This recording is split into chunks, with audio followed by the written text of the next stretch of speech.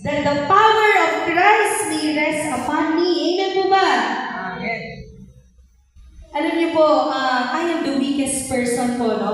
Talagang wala po akong lakas na tumayo sa harapan, no? Napakadami ko pong weaknesses, pero lahat po ng mga pinaka mababa sa harapan ng tao, yun po ang tinatawag ng Diyos.